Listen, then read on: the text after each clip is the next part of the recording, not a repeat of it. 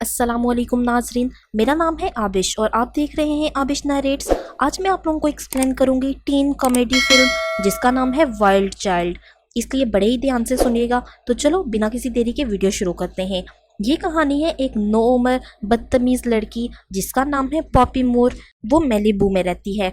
उसके साथ उसके फादर और एक छोटी सिस्टर रहती हैं। पॉपी की मोम की डेथ कुछ साल पहले कार क्रैश में हो गई थी। उसके बाद उसके फादर जेरी का रिलेशन पॉपी के साथ कुछ ज्यादा अच्छा नहीं था। वो उनसे नफरत करती थी क्योंकि उसकी मोम के मरने के बाद वो दूसरी औरतों के साथ डेट करता था। इसके फादर के साथ जब भी कोई गर्लफ्रेंड आती पॉपी को बहुत ज्यादा गुस्सा आता। वो अपने दोस्तों को बुलाकर उनको बहुत ज्यादा तंग करती। वो उस औरत के तमाम कपड़ों को खराब कर देते जो वो अपने साथ लाती। और ये सब पहली दफा नहीं बल्कि वो हर बार इसी तरह के प्रैंक किया करती थी। जेरी उससे तंग आ चुका था क्योंकि उसकी लाइफ पॉपी ने तबाह कर रखी थी। अभी तक वो उसको सिर्फ इसलिए बर्दाश्त कर रहा था क्योंकि पॉपी ने अपनी मोम को खो दिया था, लेकिन अब पॉपी सारी लिमिट्स क्रॉस कर रही थी। अब जेरी उसे इंग्लैंड के बोर्डिंग स्कूल भेजने का फैसला कर लेता है। पहले तो वो इनकार करती है, लेकिन जेरी का कहना था कि तुम्हारा डिसिप्लिन ऐसे ही ठीक होगा। रात के वक्त पॉपी अपनी छोटी बहन मोली के साथ अपने आने वाली इंग्लैंड की जिंदगी के बारे में बात कर रही थी। पॉपी कहती है, देखना मैं कैसे लोगों को तंग करूंगी, मैं इंग्लैंड में भी अमेरिकन बोलूंगी। अब मोली को भी रियलाइज होता है कि उसकी बहन क्या भला है। वो उम्मीद करती है कि वहां जाकर शायद तुम कुछ सीख पाओ। अगले दिन पॉपी की बेस्ट फ्रेंड उसको पैकिंग में हेल्प करती है और इंग्लैंड के लिए बेस्ट विशेष देती है। वो उसे प्रॉमिस करती है कि मैं तुम्हारे बॉयफ्रेंड रॉडी का बहुत अच्छे से ख्याल रखूंगी जब तुम चली जाओगी। अगले सीन में हम देखते हैं पॉपी और जेरी इंग्लैंड के बोर्डिंग स्कूल पहुंच जाते हैं। जेरी स्कूल की प्रिंसिपल से मिलता है। वो प्रॉमिस करती है कि पॉपी का डिसिप्लिन बहुत जल्द बहुत बेहतर हो जाएगा। तमाम स्टूडेंट उसे देखकर बहुत ज्यादा हैरान हो जाते हैं क्योंकि उसने डिजाइनर का आउटफिट पहना हुआ था। स्कूल की हेड गर्ल हैरियट भी उसे देखने लगती है और उसे हैंडशेक के लिए हाथ बढ़ाती है। वो बहुत ज्यादा ईगो वाली लड़की थी और ऐसे बिहेव करती थी जैसे पूरा स्कूल वही चला रही है। जब पॉपी उसकी इज्जत करने से इनकार करती है तो वो बोलती है कि इसे सबक सिखाना होगा। पॉपी लास्ट टाइम अपने फादर को बाय बोलकर स्कूल के अंदर चली जाती है। अंदर जाकर उसे पता चलता है कि उसे रूम 4 और लड़कियों से शेयर करना होगा, कैट, जोसी, किकी और ड्रिपी। वो उन सबसे कहती है कि तुम लोग बाहर चली जाओ, मैं अकेले रहना चाहती हूँ, लेकिन लड़कियां उस पर हंसने लगती हैं। अब उसे वो बताती है कि हमें सिर्फ वीकेंड पर अपना फोन यूज करने की इजाजत है, लेकिन पॉपी ऐसा करने से इनकार करती है। कुछ ही देर में हॉस्टल की वार्डन आकर उनके फोन ले लेती है। जब पॉपी उससे बदतमीजी से बात करती है तो वो उसे और बाकी लड़कियों को पनिश करती है। पॉपी अपने पुराने तरीके इख्तियार करके उसे रिश्वत देने की कोशिश करती है, लेकिन उसकी वजह से उसे और ज्यादा मुश्किल हो जाती है। स्कूल के पहले दिन वो स्कूल यूनिफॉर्म को अपने तरीके से पहनती है। वो हाई हील्स, टाइट स्कर्ट और छोटा सा ब्लेजर पहनती है, दूसरी लड़कियों से बिल्कुल उलट। उसकी रूममेट उसे बताती है कि इस वजह से तुम और ज्यादा मुश्किल में पड़ जाओगी, लेकिन पॉपी को कोई परवाह नहीं थी। फिर वो उसे स्कूल प्रीफेक्ट टीम के बारे में बताती है जिनकी लीडर हेड गर्ल हैरियट थी। हैरियट का क्रश स्कूल का मशहूर कवारा प्रिंसिपल का बेटा फ्रेडी था।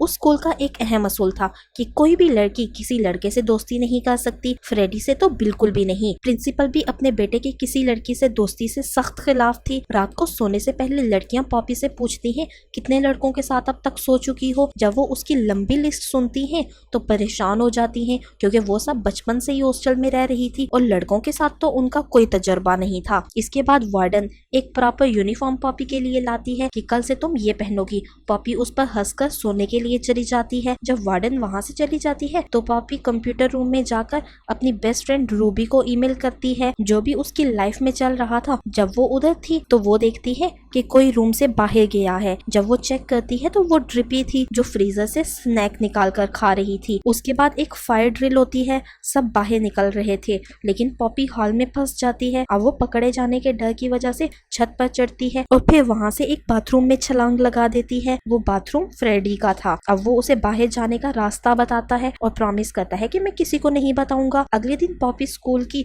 लेक्रोस टीम में शामिल होती है। ये सब उसके लिए काफी मुश्किल था। वहाँ तमाम लड़कियां पसीने से गीली हुई थी। जब हैरियट उसे मैच का चैलेंज करती है तो वो उसे एक्सेप्ट कर लेती है। मैच स्टार्ट हो जाता है। वो बाल को हिट करने की बजाय एक दूसरे से फाइट करने लगती हैं। जब फ्रेडी की कार वहां से गुजरती है तो हैरियट रुक जाती है और उसी की वजह से मारी जाती है, लेकिन वो बहुत हैरान हो जाती है जब फ्रेडी पॉपी को गुड मॉर्निंग बोलता है। जब वो वहां से चला जाता है तो पॉपी उसका मजाक बनाती है कि तुम तो उससे प्यार करती हो ना। उसके बाद हैरियट अपने रूम में आती है जहाँ फ्रेडी की बहुत सी पिक्चर्स लगी हुई थी, मतलब उसके सर पर उसका जुनून सवार था। अब वो सोचने लगी कि वो पॉपी का नाम कैसे जानता है, बट फिर वो खुद को कंक्लूड करने लगती है शायद वो अपना प्यार छुपा रहा था ऐसे ही किसी भी लड़की से बात करके।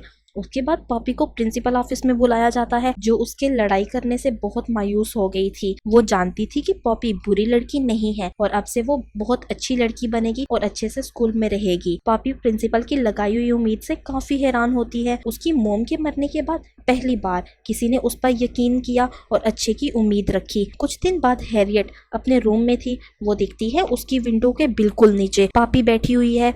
वो उस पर पानी की बाल्टी फेंकती है और ऐसे प्रिटेंड करती है जैसे वो तो जानती ही नहीं थी कि नीचे कोई है। पॉपी बहुत गुस्से में अपने रूम की तरफ जाती है। वो अपने पुराने दोस्तों को बहुत ज्यादा मिस कर रही थी और उसे घर की भी बहुत ज्यादा याद आ रही थी। उसकी रूममेट उसे देखती है तो उसे ठंड से बचने के लिए सूट देती है। पॉपी को केट के साथ अच्छा लग रहा था और फिर वो उसे अपने मोम की डेथ के बारे में बताती है जो आज से 5 साल पहले हुई थी। वो दोनों अपने पास्ट के बारे में बात करती हैं और अब उनके बीच अच्छी दोस्ती हो जाती है जो पॉपी को लगता है कि अब तक किसी के साथ नहीं हुई थी। केट उसे अब एक सीक्रेट फोन देती है जिससे वो अपने अमेरिका के दोस्तों से बात कर सकती है। पॉपी अपनी दोस्त रूबी को कॉल करती है जो उसके बॉयफ्रेंड रॉडी के साथ सो रही थी। वो दोनों ही उसे धोखा दे रहे थे और फिर कॉल काट देते हैं। उसके बाद रूबी पॉपी की जाहिरी हालत का मजाक उड़ाती है और उसके बॉयफ्रेंड के साथ मेकआउट करने लगती है। उस रात उसकी दोस्तें मिलकर फैसला करती हैं कि कुछ ऐसा करते हैं जिससे पॉपी स्कूल से एक्सपेल कर दी जाए और वापस अमेरिका चली जाए। वो शिद्दत से घर जाना चाहती थी और उन सबको उससे हमदर्दी हो रही थी और इसी वजह से वो उसकी हेल्प कर रही थी। पॉपी उन सबका प्यार देखकर बहुत हैरान और खुश होती है क्योंकि वो उनके साथ तो पहले रूड थी। अगले दिन से वो सिली प्रैंक्स की बौछार कर देती हैं। वो स्विमिंग पूल के पानी को रेड कर देती हैं। वो हैरियट को प्रैंक कॉल करती हैं और अफवाह फैला देती हैं कि उनके टीचर स्कूल में मेकआउट करते हैं और आखिरकार पॉपी मुश्किल में पड़ जाती है। उसे प्रिंसिपल ऑफिस में बुलाया जाता है, लेकिन एक सिंपल वार्निंग देने के बाद उसे जाने दिया जाता है। अब लड़कियों का कहना था कि प्रिंसिपल इस तरह की बातों पर पॉपी को स्कूल से नहीं निकालेंगी क्योंकि वो जेरी की बेटी है। अब उन्हें कुछ और करना था जो ज्यादा सीरियस हो और इसके लिए ज्यादा मुश्किल खड़ी करे। एक दिन जब वो सब बात में थे उन्हें एक बेहतरीन आइडिया आता है। एक बात जिससे प्रिंसिपल को सख्त नफरत थी वो ये कि कोई स्कूल की लड़की उसके बेटे के करीब हो, मतलब अगर पॉपी फ्रेडी से मेकआउट कर ले तो वो स्कूल से एक्सपेल हो सकती है। अगले दिन स्कूल में थीम डांस पार्टी थी। बॉयज स्कूल से भी स्टूडेंट्स आए हुए थे। अब पार्टी में कपड़ों का एक थीम कंफर्म था, लेकिन पॉपी और उसका ग्रुप कुछ एक्स्ट्रा करना चाहता था। अब वो टाउन में जाकर शॉपिंग करती है और बहुत सा फन भी। अब पॉपी अपने बालों का कलर भी चेंज कर देती है जिससे वो बिल्कुल अपनी मोम की तरह दिखने लगती है। वो एक शॉप से वाइन चुरा लेती है ताकि पार्टी में उसे यूज कर सके। शाम के वक्त सब कुछ ठीक चल रहा था। तमाम स्टूडेंट बहुत अच्छे से ड्रेसअप हुए थे, खासतौर पर हैरियट। वो बिल्कुल एलिजाबेथ की तरह लग रही थी। वो फ्रेडी को अपनी बातों से बोर कर रही थी क्योंकि वो किताबी बातें कर रही थी। अब पार्टी इंटरप्ट होती है जब पॉपी और उसके ग्रुप की एंट्री होती है। वो छोटे छोटे मॉडर्न ड्रेसेस में आए हुए थे। हैरियट उसे देखकर खौफ खा रही थी, लेकिन फ्रेडी के साथ ऐसा कुछ नहीं था। वो पॉपी की तरफ अट्रैक्ट हो रहा था। ये रात हेड गर्ल के लिए एक डरावना ख्वाब बन जाती है क्योंकि पॉपी और फ्रेडी इकट्ठे डांस करने लगते हैं। अब हैरियट सॉन्ग चेंज कर देती है ताकि सब साथ में कपल बनकर डांस करें। उसका प्लान काम करता है, बट फिर पॉपी अकेले डांस करने लगती है और शो की स्टार बन जाती है। उसके बाद वो और फ्रेडी कुछ देर के लिए बाहर अकेले में आते हैं। हैरियट अपनी चमचियों को उन पर नजर रखने के लिए बोलती है। जब वो दोनों बात करने लगते हैं तो पॉपी को पता चलता है कि फ्रेडी किस कदर अच्छा लड़का है जो दूसरों का बहुत ख्याल रखता है। अब वो उसे किस करने वाला था, लेकिन हैरियट की चमचियों ने उन्हें इंटरप्ट कर दिया था। अब वो दोनों डिसाइड करती हैं कि इसके बारे में हम हैरियट को नहीं बताएंगी वरना वो हमारी जिंदगी अजाब कर देगी कि हम पॉपी और फ्रेडी को अलग करें। इसके बाद पॉपी अपनी दोस्तों के पास आती है जो अपने बॉयफ्रेंड के साथ बिजी थी। वो उन्हें बोलती है कि मैं घर वापस जाने के लिए किसी के साथ इंटीमेट नहीं हो सकती, ये बहुत ज्यादा शर्मिंदगी की बात होगी। वो उनसे झूठ बोल रही थी, बट फिर वो सोचती है कि इन्हें सब कुछ सच बता दूं बिना किसी खौफ के, और फिर वो जो भी समझे। वो बोलती है कि मुझे फ्रेडी अच्छा लगता है, सिर्फ प्रैंक के लिए मैं उसे यूज नहीं कर सकती। उसके बाद उसे लेक्रोस गेम के लिए बुलाया जाता है और उधर ही ड्रिपी भी बीमार पड़ जाती है। वो बहुत टैलेंटेड थी, उसकी वजह से उनकी टीम पहली बार मैच जीत गई थी। अगले दिन मॉर्निंग असेंबली में उनकी प्रिंसिपल बताती है कि बहुत अरसे बाद हमारे स्कूल की junior team inter school competition में पहली बार हिस्सा लेगी। फिर वो बोलती है जो भी पार्टिसिपेंट है वो हैरियट के पास जाएं, बट फिर वो अपनी गलती को दुरुस्त करती है और कहती है कि पार्टिसिपेंट हैरियट की बजाय पॉपी के पास जाएं। हैरियट इस अनाउंसमेंट के बाद गुस्से में लाल हो गई थी। अगले दिन पॉपी बच्चों के साथ प्रैक्टिस करती है और उन्हें फाइनल तक ले जाती है। फिर एक दिन उसे फ्रेडी डेट के लिए बुलाता है। वहां जाने से पहले वो अमेरिका के दोस्तों को एक ईमेल भेजती है। अब वो अपना अकाउंट लॉग ऑफ करना भूल जाती है, जिसकी वजह से कोई उसके अकाउंट को यूज करता है। अब फ्रेडी और पॉपी एक साथ काफी अच्छा वक्त गुजारते हैं और बहुत सी बातें करते हैं। अब उन्हें पता चलता है कि उनकी बहुत सी बातें एक जैसी हैं और वो एक दूसरे के करीब होने लगते हैं। रूम में वापसी पर उसकी फ्रेंड्स उसका भेजा हुआ ईमेल देखती हैं कि वो उन सबको लूजर समझती है। सब कहती हैं कि ये ईमेल तुमने भेजा है और उस पर गुस्सा होती हैं। वो उन्हें एक्सप्लेन करने की कोशिश करती है, लेकिन वो बहुत हर्ट थी और उसकी कोई भी बात मानने से इनकार करती हैं। जब पॉपी फ्रेडी से बात करने के लिए जाती है तो उसे पता चलता है कि उसे भी यही ईमेल मिला है कि वो उसे एक्सपेल होने के लिए यूज कर रही है। जब कोई भी उसकी बात नहीं सुनता तो पॉपी नीचे किचन में जाती है और रूबी को कॉल करती है। पहले तो वो पॉपी की तमाम बातें सुनती है और फिर वो उसे बताती है कि वो दरअसल पॉपी को कितना नापसंद करती है। पॉपी को आज बहुत बुरा लगता है। वो अपनी सोचों में गुम लाइटर के साथ खेल रही थी और गलती से पर्दे को आग लग जाती है। वो फौरन उसे बुझाती है और किसी के आने की आवाज सुनती है तो फौरन वहां से भाग जाती है। जब वो रूम में आती है तो खिड़की से देखती है जो आग उसने बुझाई थी अब वो बहुत ज्यादा फैल जाती है। वो सबको जगाती है, बट फिर उसे पता चलता है कि ड्रिपी उधर नहीं है। फिर उसे याद आता है कि जरूर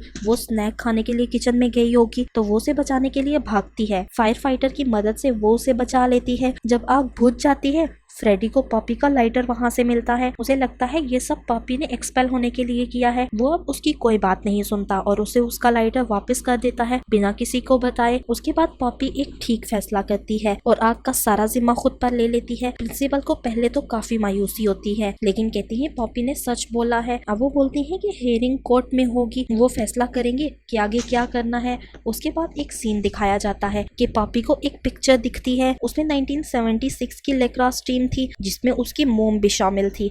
अब वो रोने लगती है जब उसे पता चलता है कि उसकी मोम भी इसी स्कूल से पढ़ी हुई है। अब वो कोर्ट की हेयरिंग के लिए इंतजार कर रही थी। फ्रेडी को भी पता चलता है तो वो बोलता है कि आग सिर्फ एक हादसा था। अब ड्रिपी और उसका ग्रुप ईमेल भेजने का वक्त जब मैच करते हैं तो उन्हें लगता है कि कोई उनकी पॉपी से फ्रेंडशिप तोड़ने की कोशिश कर रहा है। हेयरिंग के दिन पॉपी अपनी गवाही देती है। हैरियट उसे काफी बार इंटरप्ट करती है और बताती है कि कैसे इसने हम सब की लाइफ को खतरे में डाला है। जब सब पॉपी की फेवर में बोल रहे थे तो वो गुस्से में लाइटर का जिक्र करती है जिसके बारे में कोई नहीं जानता था। इस बारे में सिर्फ फ्रेडी को पता था। उसका मतलब था पॉपी के जाने के बाद हैरियट ने पर्दे को दोबारा आग लगा दी थी। अब वो सब कुछ मान जाती है और कहती है जो सब पॉपी ने स्टार्ट किया था मैं उसे खत्म करूंगी। आखिर पर पॉपी बिना किसी जुर्म के फ्री हो जाती है और हैरियट को एक्सपेल कर दिया जाता है। लास्ट सीन में जेरी अपनी बेटी को मिलने आता है और देखता है कि वो लेक्रोस टीम में फाइनल मैच खेल रही है। पॉपी अब जाहिरी हालत में भी बहुत अच्छी हो गई थी और एटीट्यूड में भी, जिसकी वजह से उसके डैड हैरान हो जाते हैं। वो मैच जीत जाते हैं और उसे सब थैंक यू बोलते हैं। गेम के बाद बाप बेटी हंसी खुशी मिलते हैं और गले लगते हैं और मूवी यही एंड हो जाती है। कैसी लगी आप लोगों को आज की वीडियो कमेंट सेक्शन में लाजमी बताइएगा। अगर वीडियो पसंद आई हो तो प्लीज वीडियो को लाइक करो, वीडियो के नीचे एक कमेंट कर दो और प्लीज इसे अपने चाहने वालों को भी शेयर कर दो। और अगर मेरे चैनल को अभी तक सब्सक्राइब नहीं किया तो प्लीज आप लोगों से गुजारिश है कि मेरे चैनल को सब्सक्राइब कर दो और साथ में लगे बेल आइकन को भी प्रेस कर दो ताकि आपको नई अपडेट्स मिलती रहे। मिलेंगे नेक्स्ट वीडियो में। Thanks for watching. If you want to watch this movie और season, the links are in description below. Please like, subscribe and comment, and if you want to watch more, hit the bell icon.